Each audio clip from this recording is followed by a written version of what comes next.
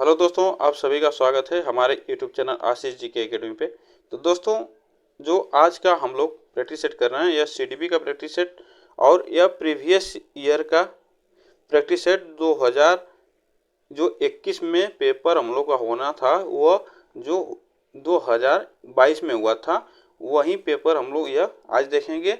और इससे हम लोग एनालिसिस करेंगे यूपी टेट में कैसे प्रश्न आते हैं, और इससे हम लोग देखेंगे कि कैसे प्रश्न आ सकते हैं।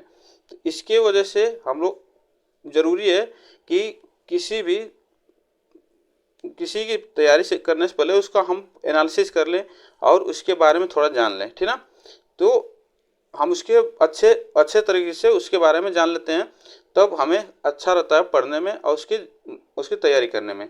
तो इससे हम लोग जो पेपर देखेंगे तो इससे अच्छा है कि पहले हम इसका प्रीवियस ईयर देख लेते हैं।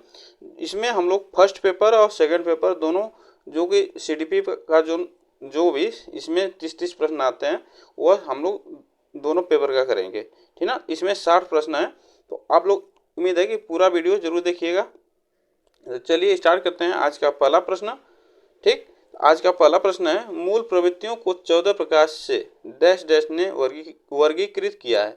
तो मूल प्रवृत्तियों को 14 प्रकार से किसने वर्गीकृत किया है? तो हम लोग इसमें एक ध्यान रखिएगा कि हम लोग बहुत जल्दी जल्दी क्वेश्चन करेंगे, ठीक ना। इसमें जल्दी जल्दी क्वेश्चन करेंगे, इसमें हम आंसर बताते जाएंगे। तो आप लोग इसको जानते रहिएगा, ठीक ना। एनालिसिस करिएगा कि कैसे प्रश्न आएंगे इसके बारे में, और यह इससे भी प्रश्न आ सकते हैं। ठीक, तो चलिए, इसमें जो मूल प्रवृत्तियों को 14 प्रकार से जिसने बताया है, तो यह मैकडूगल ने बताया है। किसने बताया? मैकडूगल ने बताया है। ऑप्शन इसमें हम लोग का ए सही है। चलिए, किसी दूसरी वस्तु की अपेक्षा एक वस्तु पर चेतना का केंद्रीकरण अवधान है, यह कथन किसने कहा है? रॉस ने कहा है, डम्बिल ने कहा है, मैकडूगल ने कहा है, मन ने कहा है। तो यह किसने कहा है? तो यह डम्बिल ने कहा है, ठीक ना। किसने कहा है? डम्बिल ने कहा है कि किसी वस्तु की अपेक्षा एक वस्तु पर चेतना केंद्रीकरण अवधान है, यह डम्बिल ने कहा है। ठीक, निम्नलिखित में से किसका नाम सूजन शास्त्र के पिता से जुड़ा है? तो इसमें से पूछ रहा, सूजन शास्त्र के पिता के नाम से जुड़ा है गाल्टन का, क्रो एवं क्रो का, वुडवर्थ और रॉस। तो इसमें से आपको बताना है, तो सूजन शास्त्र के पिता से किसका नाम जुड़ा है? तो इसमें जो ऑप्शन सही होगा, तो यह किसका जुड़ा है? तो यह गाल्टन का जुड़ा है। ऑप्शन इसमें ये हमारा सही है। चलिए आगे चलते हैं।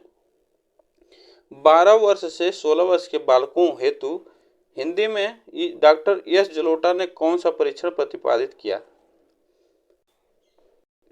तो कौन सा परीक्षण प्रतिपादित किया? साधारण मानसिक योग्यता परीक्षण, अशाब्दिक बुद्धि परीक्षण, चित्रांकन परीक्षण, आर्मिंग अल्फा टेस्ट। इसमें जो 12 वर्ष से 16 वर्ष के बालकों के हेतु जो डॉक्टर एस जलोटा ने परीक्षण तैयार किया था, तो यह साधारण मानसिक परीक्षण था, ठीक ना। ऑप्शन जो इसमें सही होगा हम लोग का एक सही होगा। चलिए आगे चलते हैं। बुद्धि के द्विकारक सिद्धांत का प्रतिपादन किसने किया है? तो बुद्धि के द्विकारक सिद्धांत का प्रतिपादन किया स्पीयरमैन ने, थॉर्नडाइक ने, स्टर्नर ने, बर्न ने।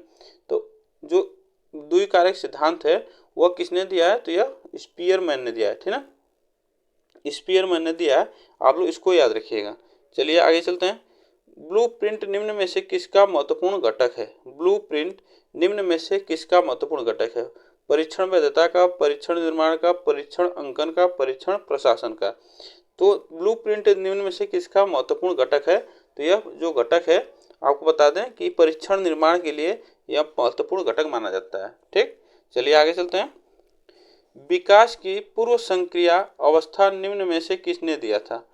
विकास की पूर्व संक्रियात्मक अवस्था किसने दिया है? पियाजे ने, ब्रूनर ने, स्किनर ने, कोहलर ने। तो पूर्व संक्रियात्मक अवस्था किसने दिया है, यह आपको बताना है। तो यह पूर्व संक्रियात्मक अवस्था विकास की किसने दिया है? पियाजे ने, जिन्होंने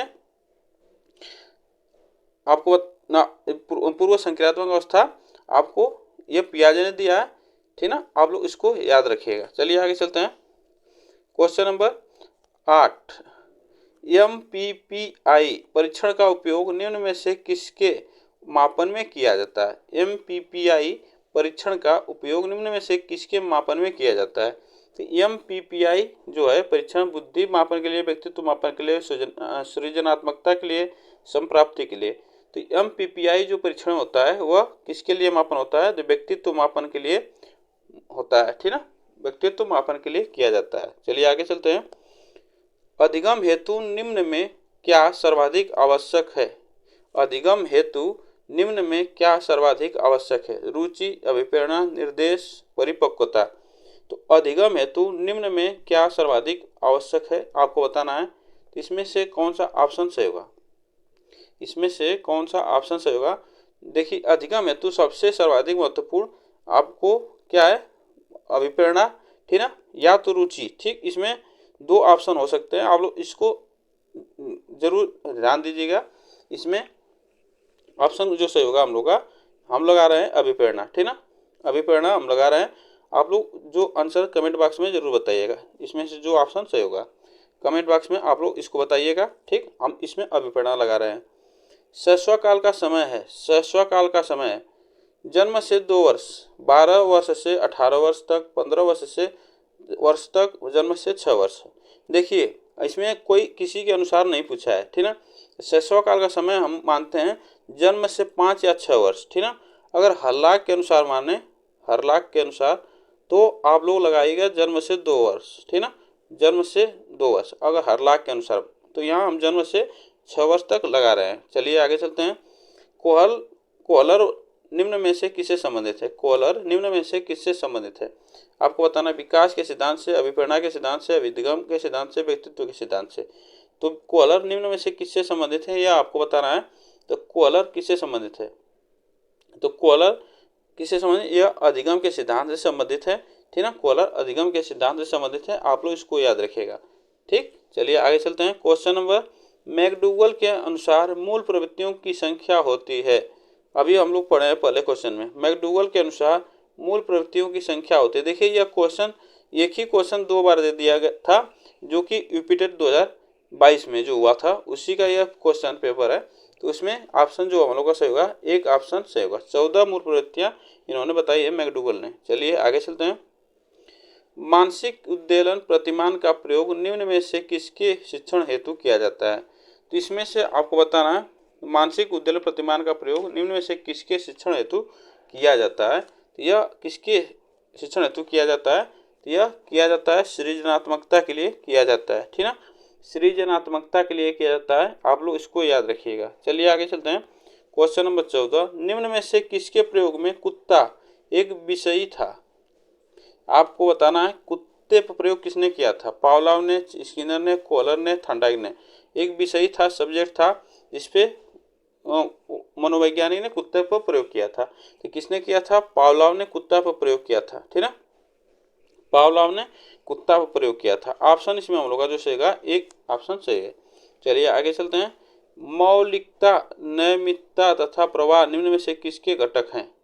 इसमें से पूछ रहा है मौलिकता, नैमित्ता, प्रवाह निम्न में से किसके घटक है? सृजनात्मकता का, बुद्धि का, अभिप्रेरणा का, व्यक्तित्व का।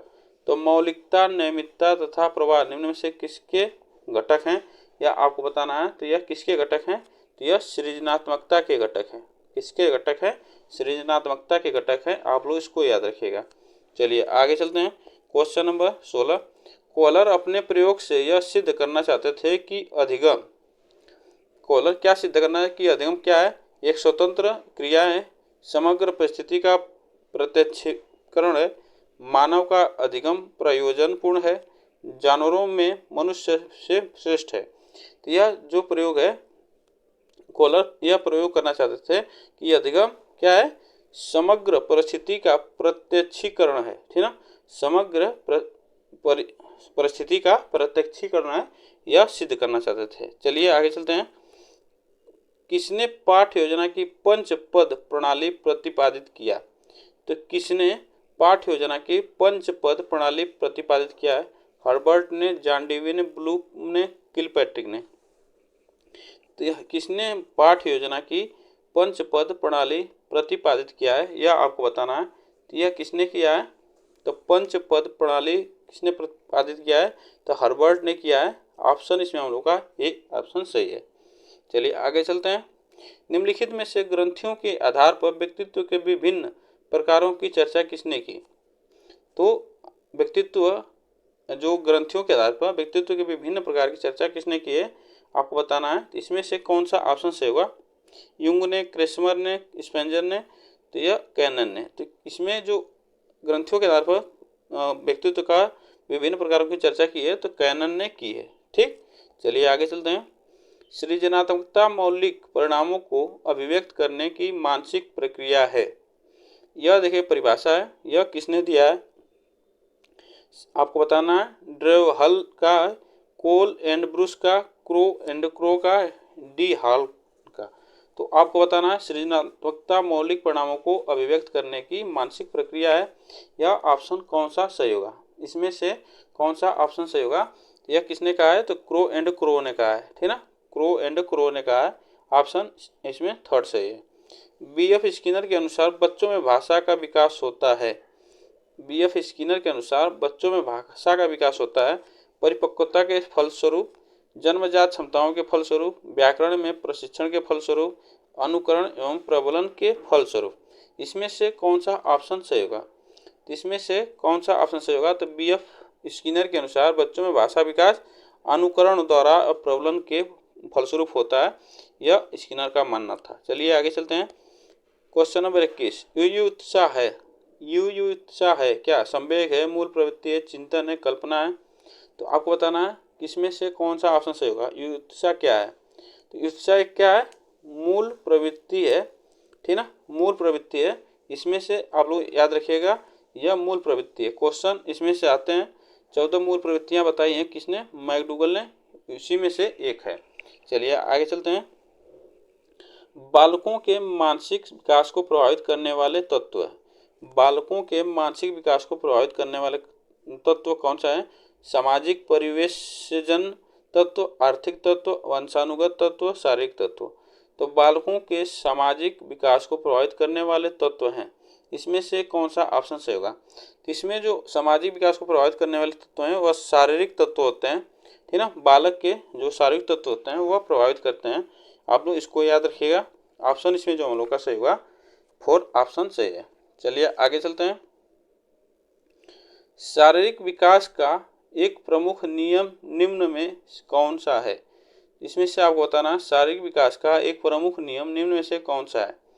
तो इसमें से अनियमित विकास का नियम, मानसिक विकास से भिन्नता का नियम, कल्पना और संवेगात्मक विकास से संबंध का नियम, द्रुतगामी विकास का नियम। इसमें से कौन सा ऑप्शन सही होगा आपको बताना है। इसमें से कौन सा ऑप्शन सही होगा तो इसमें से जो ऑप्शन सही होगा 4th ऑप्शन सही होगा। द्रुतगामी विकास का नियम है जो शारीरिक विकास का एक प्रमुख नियम निम्न में से कौन है, ठीक ना।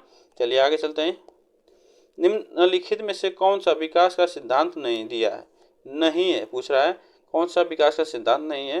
निरंतर विकास का सिद्धांत, अनुकूलन प्रत्यावर्तन का सिद्धांत, समान प्रतिमान का सिद्धांत, परस्पर संबंध का सिद्धांत। तो इसमें से कौन सा विकास का सिद्धांत नहीं है, इसमें से कौन सा विकास का सिद्धांत नहीं है या आपको बताना है। तो इसमें जो ऑप्शन सही होगा हम लोग का 4th सही होगा, ठीक ना, 4th ऑप्शन सही है। चलिए आगे चलते हैं। जो परस्पर संबंध का सिद्धांत है यह विकास का सिद्धांत नहीं है। विकास के परिणाम स्वरूप नवीन विशेषताएं और नवीन योग्यताएं प्रकट होती हैं, यह कथन दिया है। यह कथन आपको बताना है, यह परिभाषाएं किसने दिया है, हरलाक ने, गेसल ने, डक्सल और हॉलैंड ने, मेरेडिथ ने। तो विकास के परिणाम स्वरूप नवीन विशेषताएं और नवीन योग्यताएं प्रकट होती हैं, यह आपको बताना है। तो इसमें से कौन सा ऑप्शन सही होगा तो यह किसने दिया है तो हरलाक ने दिया यह कथन। ऑप्शन इसमें ए सही है। पूर्व अनुभव के आधार पर संवेदना को अर्थ प्रकट करना कहलाता है। तो पूर्व अनुभव के आधार पर संवेदना को अर्थ प्रकट करना कहलाता है। प्रत्यक्षीकरण, कल्पना, चिंतन, स्मृति। तो पूर्व अनुभव के आधार पर संवेदना को अर्थ प्रकट करना क्या कहलाता है। तो इसमें से जो ऑप्शन सही होगा तो यह प्रत्यक्षीकरण होता है, ठीक ना। पूर्व अनुभव के आधार पर हम संवेदना को अर्थ प्रदान करना चाहते हैं, यह प्रत्यक्षीकरण कहलाता है। चलिए आगे चलते हैं। सीखने में प्रयास व भूल के सिद्धांत का प्रतिपादन किसने किया। तो सीखने में प्रयास व भूल के सिद्धांत का प्रतिपादन किसने किया, पावलोव ने, कोहलर ने, गेस्टाल्ट ने, थॉर्नडाइक ने। तो सीखने में प्रयास एवं भूल का सिद्धांत किसने दिया है आपको बताना है। इसमें से कौन सा ऑप्शन सही होगा, इसमें से ऑप्शन जो सही होगा थॉर्नडाइक, ठीक ना, कौन सा ऑप्शन सही होगा थॉर्नडाइक। भूल एवं प्रयास एवं त्रुटि का सिद्धांत जो है यही है जो थॉर्नडाइक ने दिया, इसे हम प्रयास और भूल के सिद्धांत भी कहते हैं। औसत बुद्धि वाले बालकों का बुद्धि लब्धि स्तर होगा। तो औसत बुद्धि वाले बालकों का बुद्धि लब्धि स्तर होगा, आपको बताना है। तो औसत बुद्धि बालकों का बुद्धि लब्धि होता है 90 से 109 के बीच, ठीक ना। 90 से 109 के बीच होती है बुद्धि लब्धि औसत बुद्धि, ठीक ना। इसको याद रखिएगा। चलिए आगे चलते हैं। निम्न में से कौन सा तरल क्रिस्टलीय बुद्धि के प्रतिमान के प्रतिपादक थे? तो क्रिस्टलीय बुद्धि के प्रतिमान के प्रतिपादक थे। तो यह क्रिस्टलीय की बात कर रहा है, तो किसने दिया है? तो कैटल ने, ठीक ना। कैटल ने क्रिस्टलीय बुद्धि के प्रतिमान के प्रतिपादक हैं। चलिए आगे चलते हैं। क्रिया प्रसूत अधिगम सिद्धांत का प्रतिपादन किया। तो क्रिया प्रसूत अधिगम सिद्धांत का प्रतिपादन किसने किया? थॉर्नडाइक ने, हल ने, स्किनर ने, हेगार्टी ने। तो क्रिया प्रसूत अधिगम का सिद्धांत किसने दिया है? तो यह स्किनर ने दिया है। किसने दिया है? स्किनर ने दिया है। इसको आप लोग याद रखिएगा। इसमें जो ऑप्शन सही होगा हम लोग का थर्ड ऑप्शन सही है। और इसके बाद हम लोग का फिर देखेंगे। अब देखिए 30 प्रश्न हम लोगों को पेपर फर्स्ट के लिए और पेपर सेकंड में जो क्वेश्चन आए हुए थे उसको हम देखेंगे 30 प्रश्न, ठीक। चलिए आगे चलते हैं। 5 वर्ष के मोहन की मानसिक आयु 8 वर्ष है, उसकी बुद्धि लब्धि कितनी होगी? तो उसकी बुद्धि लब्धि हम निकालेंगे। तो उसकी बुद्धि लब्धि कितनी होगी आपको बताना है। इसमें से जो ऑप्शन सही होगा तो उसकी बुद्धि लब्धि होगी, निकालेंगे तो 160 आएगी, ठीक ना। जब हम बुद्धि लब्धि निकालेंगे इसके फार्मूले पर तो 160 आएगी। तो आप लोग इसको निकालिएगा। चलिए आगे चलते हैं। यह पेपर सेकंड का जो CDP का क्वेश्चन है वह है, तो आप लोग इसको भी देखते रहिए। इनमें से कौन सा IQ स्तर मंद बुद्धि बालकों का प्रशिक्षण योग्य IQ स्तर कहलाता है? इसमें से आपको बताना इसमें कौन सा ऑप्शन सही होगा। इसमें से कौन सा ऑप्शन सही होगा? तो इसमें जो ऑप्शन सही होगा, जो मंद बुद्धि बालकों का प्रशिक्षण योग्य IQ होना चाहिए, स्तर होना चाहिए, तो वह कितना? 36 से 49, ठीक ना। 35 से 49 होता है, 36 या 35 जो भी रहे। तो यह आप लोग इसको याद रखिए। इसमें जो ऑप्शन फोर्थ हमारा सही है। रोरसा इंक ब्लास्ट टेस्ट का प्रयोग निम्न में से किसके मापन हेतु किया जाता है? तो रोरसा इंक ब्लास्ट टेस्ट जो होता है यह किसके मापन हेतु होता है? तो व्यक्तित्व, अभिक्षमता, बुद्धि, रुचि। तो रोरसा इंक ब्लास्ट टेस्ट का प्रयोग व्यक्तित्व मापन हेतु किया जाता है। व्यक्तित्व मापन हेतु किया जाता है, इसको याद रखिएगा। यह विस्मृति का कारण नहीं है। यह विस्मृति का कारण नहीं है। आपसे पूछ रहा है कि सीखने में कमी, सीखने की दोषपूर्ण विधियां, स्मरण करने की इच्छा, मानसिक द्वंद्व। जो विस्मृति का कारण क्या हो? किसी चीज़ को भूल जाना, ठीक ना। तो यह विस्मृति का कारण नहीं है, आपको बताना है। तो यह स्मरण करने की इच्छा, स्मरण करने की इच्छा जो है यह कारण नहीं है, ठीक। आप लोग इसको याद रखिएगा। चलिए आगे चलते हैं। वह विज्ञान जो संख्यात्मक पद्धति को एकत्र करने, विभाजित करने, प्रस्तुत करने, तुलना करने और व्याख्या करने की विधि से संबंधित है वह कहलाता है। आपको बताना है। तो सांख्यिकी, संभाव्यता, गणित, ज्यामिति। तो वह विज्ञान जो संख्यात्मक पद्धति को एकत्र करने, विभाजित करने, प्रस्तुत करने, तुलना करने और व्याख्या करने की विधि से संबंधित है। तो यह क्या है? सांख्यिकी जो है यह ऑप्शन इसमें हम लोग का सही होगा, ठीक। ऑप्शन इसमें हमारा सांख्यिकी सही होगा। चलिए आगे चलते हैं। मूल प्रवृत्ति की एक प्रमुख विशेषता है जो पाई जाती है। मूल प्रवृत्ति की एक प्रमुख विशेषता है जो पाई जाती है केवल मनुष्यों में, केवल कलाकारों में, केवल चूहों में, बिल्लियों में, सभी प्राणियों में तथा जन्मजात एवं प्राकृतिक होती हैं। तो मूल प्रवृत्ति जो ऐसी एक प्रमुख विशेषता है यह सभी में पाई जाती है, ठीक ना। सभी जीव जंतुओं में पाई जाती है मूल प्रवृत्ति, ठीक। इसको याद रखिएगा। चलिए आगे चलते हैं। भारतीय संविधान में 6 से 14 वर्ष के बच्चों के लिए निःशुल्क व अनिवार्य शिक्षा का अधिनियम अधिकार में निम्न शामिल है। तो अधिकार निम्न शामिल है, आपको बताना है। अनुच्छेद 26 में, अनुच्छेद 21A में, अनुच्छेद 15 में, अनुच्छेद 45 में। तो 6 से 14 वर्ष के जो अधिकार निःशुल्क शिक्षा और अनिवार्य शिक्षा का प्रावधान है तो अनुच्छेद 21A में किया गया है, ठीक है। आप लोग इसको याद रखिएगा। चलिए आगे चलते हैं। क्रेस्मर ने व्यक्तित्व को निम्न में से किस प्रमुख प्रकारों में वर्गीकृत किया है? क्रेस्मर ने व्यक्तित्व को निम्न में से किस प्रमुख प्रकारों में वर्गीकृत किया है? लंबकाय, इनमें से सभी सुडोलकाय, गोलकाय। तो इसमें से आपको बताना है तो किसमें किया है, क्रेसमर ने किया है। तो यह जो लंबकाय, सुडोलकाय, गोलकाय है, यह सभी हैं, ठीक ना, सभी प्रकारों में वर्गीकृत किए हैं व्यक्तित्व को। ऑप्शन इसमें हम लोग का ए सेकंड सही है। चलिए देखिए, इसमें जो क्वेश्चन था यह इसमें ऐसे ही दिया है क्वेश्चन पेपर में, ठीक। चलिए आगे चलते हैं। टीईटी का मुख्य उद्देश्य निम्न में किसका मापन है। टीईटी का मुख्य उद्देश्य निम्न में किसका मापन है। बौद्धिक क्षमता का, मूल्य का, अभिक्षमता का, अभिवृत्ति का। तो आपको बताना इसमें से कौन सा ऑप्शन सही होगा। तो इसमें जो ऑप्शन सही होगा हम लोग का, तो इसमें जो ऑप्शन होगा टीईटी का मुख्य उद्देश्य जो है, इसमें ऑप्शन हम लोग का जो सही होगा अभिक्षमता का, ठीक ना, अभिक्षमता का मापन करना इसका मुख्य उद्देश्य होता है, ठीक। चलिए आगे चलते हैं। संघनन का सिद्धांत निम्न में से किसकी व्याख्या करता है।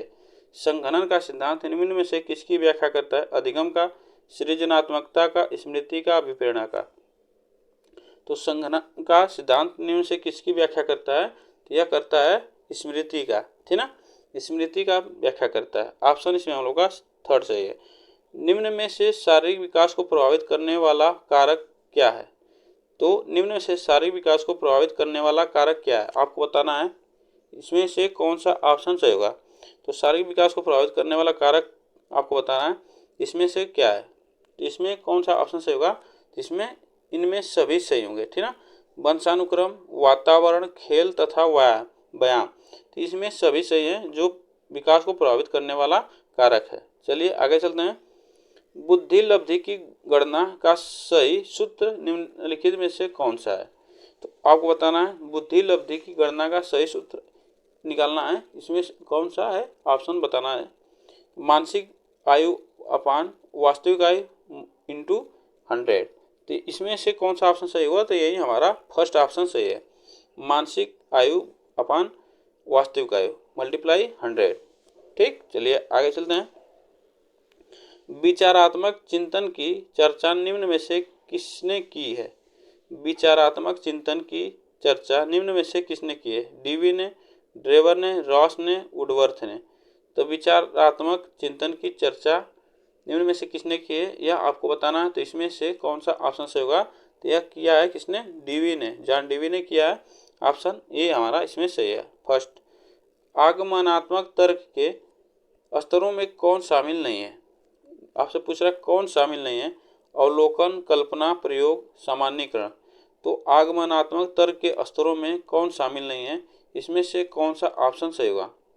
तो इसमें आगमनात्मक तर्क के स्तरों में कौन सा शामिल नहीं है, तो कल्पना जो है यह कल्पना करना यह शामिल नहीं है, इसमें हमारा सेकेंड ऑप्शन सही है।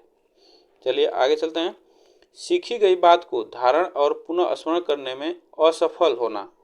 तो सीखी गई बात को धारण करना और पुनः स्मरण करने में असफल होना क्या कहलाता है, विस्मरण कहलाता है, चिंतन कहलाता है, स्मरण कहलाता है, धारण कहलाता है। तो उसे हम क्या कहते हैं, तो उसे हम क्या कहते हैं, तो उसे हम विस्मरण कहते हैं, ठीक ना। जो कि कोई भी सीखी गई बात को हम तुरंत भूल जाते हैं, वह असफलता का कारण है, यह विस्मरण कहलाता है, ठीक। चलिए आगे चलते हैं। निम्न में से कौन शेष से भिन्न है, जो अलग है, आपको बताना है। इसमें 3 है, 3 से जो भिन्न है वो आपको बताना है। इसमें से कौन सा ऑप्शन हमारा सही होगा। तो इसमें जो ऑप्शन सही होगा, इसमें जो ऑप्शन होगा रेवेन का परीक्षण, यह जो कि भिन्न है तीनों से, ठीक। इसमें जो ऑप्शन सही होगा हमारा फोर्थ ऑप्शन सही है। 7, 8, 9, 10, 11, 12 का मध्यांक है। ये देखिए सीडीपी में पूछा गया क्वेश्चन, ठीक ना, यह सीडीपी में पूछा गया है। तो इसका मध्यांक जब निकालेंगे तो कितना आएगा हमारा 9.5 आएगा। इसको आप लोग निकाल के देखिएगा। चलिए आगे चलते हैं। सूझ या अंतर्दृष्टि के सिद्धांत का प्रतिपादन किया। सूझ या अंतर्दृष्टि के सिद्धांत का प्रतिपादन किया थार्नडाइक, स्किनर, गेस्टाल्टवादी, मनोवैज्ञानिक हेगार्टी। तो सूझ या अंतर्दृष्टि के सिद्धांत का प्रतिपादन किसने किया है, तो इसने किसने किया, तो जो गेस्टाल्टवादी थे कोहलर। कौन थे, कोहलर। आप लोग को याद रखिए कोहलर। तो यह ऑप्शन जो गेस्टाल्टवादी मनोवैज्ञानिक थे, सूझ या अंतर्दृष्टि के सिद्धांत का प्रतिपादन किया है। ठीक, चलिए आगे चलते हैं। मैकडूगल के अनुसार प्रत्येक मूल प्रवृत्ति से संबंध होता है। तो प्रत्येक मूल प्रवृत्ति से संबंध होता है, संज्ञान का, चिंतन का, संवेग का, संवेदना का। तो इसमें से आपसे पूछ रहा है तो आप इसमें कौन सा ऑप्शन लगाएंगे? इसमें ऑप्शन हमारा जो सही होगा संवेग, ठीक ना, संवेग ऑप्शन सही होगा, थर्ड ऑप्शन। ठीक, चलिए आगे चलते हैं। पूर्व अनुभव के आधार पर संवेदना को अर्थ प्रदान करना कहलाता है। तो पूर्व अनुभव के आधार पर संवेदना को अर्थ प्रदान करना कहलाता है। संवेदना, कल्पना, प्रत्यक्ष ज्ञान, अभिप्रेरणा। तो पूर्व अनुभव के आधार पर संवेदना को अर्थ प्रदान करना कहलाता है। इसमें से कौन सा ऑप्शन सही होगा? इसमें जो ऑप्शन सही होगा प्रत्यक्ष ज्ञान, ठीक ना। पूर्व अनुभव के आधार पर हम पर संवेदना को अर्थ प्रदान करता है। यह क्वेश्चन देखिए उसमें भी आया था, हमारा जो फर्स्ट पेपर था उसमें भी यह पेपर क्वेश्चन आया था, और देखिए सेकंड पेपर में भी है। ठीक, तो ऐसे कभी क्वेश्चन रिपीट भी हो जाते हैं दोनों पेपर में। देखिए तो इसमें क्वेश्चन पिछले पेपर में भी था, मतलब फर्स्ट पेपर में। देखिए, पिछले बालकों के लिए शैक्षिक उपलब्धि की अवधारणा किसने दी है? पिछले बालकों के लिए शैक्षिक उपलब्धि की अवधारणा किसने दी है? गार्डन ने, सिरिल बर्ड ने, सोरेन ने, बर्टन हॉल ने। तो इसमें से कौन सा ऑप्शन सही होगा? तो पिछड़े बालकों के लिए शैक्षिक उपलब्धि की अवधारणा किसने दी है? तो सिरिल बर्ड ने दी है। ठीक, सिरिल बर्ड ने दी है। ऑप्शन इसमें हम लोग का सेकंड सही है। निम्न में से कौन सा एक उत्तम परीक्षण की विशेषता से भिन्न है? उत्तम परीक्षण की विशेषता से भिन्न है। विश्वसनीयता, अभिक्षमता, वैधता, वस्तुनिष्ठता। तो इसमें से आपको बताना है जो से भिन्न है। तो इसमें देखिए जो उत्तम परीक्षण होता है उसमें विश्वसनीयता आता है, वैधता आता है, वस्तुनिष्ठता आता है। क्या नहीं आता है? तो इसमें आता है हमारा अभिक्षमता नहीं आता है, ठीक ना। विशेषता यह नहीं है, यही भिन्न है, ठीक ना। यही ऑप्शन इसमें हमारा सही है। निम्न में से कौन सा बुद्धि का सिद्धांत नहीं है? कौन सा बुद्धि का सिद्धांत नहीं है? एक तत्व का सिद्धांत, बहु तत्व का सिद्धांत, द्वितत्व का सिद्धांत, प्रत्यागमन का सिद्धांत। तो निम्न में से कौन सा बुद्धि का सिद्धांत नहीं है? इसमें ऑप्शन जो हमारा सही होगा यह प्रत्यागमन का सिद्धांत जो है यह नहीं है, यह वंशानुक्रम का सिद्धांत है, ठीक ना। यह वंशानुक्रम का सिद्धांत है। आप लोग इसको याद रखिएगा, यह वंशानुक्रम का सिद्धांत है और यह बुद्धि का सिद्धांत है, तीनों। चलिए आगे चलते हैं। निम्नलिखित में से कौन अंतःस्रावी ग्रंथि नहीं है? अंतःस्रावी ग्रंथि नहीं है। एड्रिनल ग्रंथि, थायराइड ग्रंथि, पीयूष ग्रंथि, लार ग्रंथि। तो अंतःस्रावी ग्रंथि नहीं है, आपसे पूछ रहा है इसमें से कौन सा ऑप्शन सही होगा? इसमें जो ऑप्शन सही होगा वह लार ग्रंथि है, जो कि अंतःस्रावी ग्रंथि नहीं है। लार ग्रंथि अंतःस्रावी ग्रंथि नहीं है। एड्रिनल ग्रंथि, थायराइड ग्रंथि, पीयूष ग्रंथि ये अंतःस्रावी ग्रंथियां हैं। पियाजे के अनुसार संज्ञानात्मक विकास की द्वितीय अवस्था है संवेदनात्मक गामक अवस्था, मूर्त संक्रियात्मक अवस्था, औपचारिक संक्रियात्मक अवस्था, पूर्व संक्रियात्मक अवस्था। इसमें से आपको बताना है तो इसमें से कौन सा ऑप्शन सही होगा? इसमें से कौन सा ऑप्शन सही होगा? तो इसमें से जो दूसरी अवस्था है वह पूर्व संक्रियात्मक अवस्था है, ठीक ना। पहली अवस्था हमारी संवेदात्मक गामक अवस्था होती है, तीसरी हमारी मूर्त संक्रियात्मक, चौथी औपचारिक संक्रियात्मक। ये ऑप्शन है हमारा, फोर्थ ऑप्शन इसमें, जो कि दूसरा संक्रियात्मक अवस्था है। चलिए, निम्न में से कौन सा शिक्षा मनोविज्ञान की सर्वाधिक व्यक्तिनिष्ठ विधि है? मनोविज्ञान की सर्वाधिक व्यक्तिनिष्ठ विधि अंतर्दर्शन, प्रयोगीकरण, बहिर्दर्शन, निरीक्षण।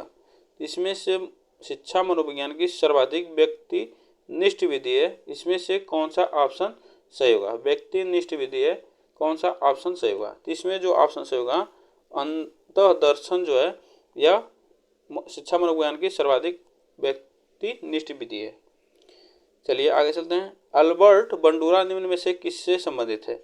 अल्बर्ट बंडूरा निम्न में से किससे संबंधित है? सामाजिक अधिगम का सिद्धांत, मनोलैंगिक का सिद्धांत, व्यवहारवादी सिद्धांत, संज्ञानात्मक विकास का सिद्धांत। तो जो अल्बर्ट बंडूरा हैं वह सामाजिक अधिगम के सिद्धांत से संबंधित है, जो कि सामाजिक अधिगम का सिद्धांत इन्होंने दिया, ठीक ना। ऑप्शन इसमें हम लोग का सही होगा ए। अधिगम में पाठ निम्न में से किस कारण बनता है? पठार, सॉरी पाठ नहीं, पठार। पठार किस कारण बनता है? परिपक्वता द्वारा, रुचि द्वारा, अभिप्रेरणा द्वारा, थकान द्वारा। तो अधिगम में जो पठार बनता है वह किसके कारण बनता है? इसमें आपको बताना है। तो वह कारण बनता है हमारा थकान। जब थकान रहेगा तो बच्चे में, तो वो अधिगम नहीं कर पाएगा। ऑप्शन इसमें हम लोग वो फोर्थ सही है। दर्पण चित्र परीक्षण किससे मापने हेतु प्रयुक्त होता है? जो दर्पण चित्र है वह निम्न में से किससे मापने हेतु प्रयुक्त होता है? अधिगम की गति को, अभिरुचि को, अधिगम अंतरण को, सृजनात्मकता को। तो दर्पण चित्र जो परीक्षण होता है वह किससे मापने हेतु किया जाता है? तो वह मापने किससे किया जाता है? तो सृजनात्मकता को मापने हेतु किया जाता है। आप लोग इसको याद रखिएगा। चलिए आज का लास्ट क्वेश्चन है, क्लाउड पिक्चर परीक्षण निम्न में से किसके मापन में प्रयुक्त होता है? जो क्लाउड पिक्चर परीक्षण टेस्ट है, बुद्धि, अभिरुचि, व्यक्तित्व, अभिक्षमता, तो किसके मापन हेतु किया जाता है? आपको बताना है। क्लाउड पिक्चर टेस्ट तो यह किया जाता है व्यक्तित्व को मापने हेतु किया जाता है। व्यक्तित्व को मापने हेतु किया जाता है। इसमें जो ऑप्शन हमारा सही होगा, थर्ड ऑप्शन सही है, ठीक ना, थर्ड ऑप्शन सही है। तो दोस्तों यह जो कि हम लोग CDP का 60 क्वेश्चन देखे हैं, जो कि 2022 में पेपर हुआ था CDP का, सॉरी UPTT का। तो उसमें से हम दोनों पेपरों का क्वेश्चन मिलाए हैं, तो इसमें 60 क्वेश्चन हुए, ठीक ना। तो इसमें हम सभी प्रश्न को देख लिए। अगर वीडियो आप लोग को अच्छी लगी हो तो आप लोग चैनल को प्लीज़ सब्सक्राइब कर लीजिएगा और वीडियो को लाइक कर दीजिएगा। तब तक फिर मिलते हैं नेक्स्ट वीडियो में। तब तक के लिए थैंक यू सो मच।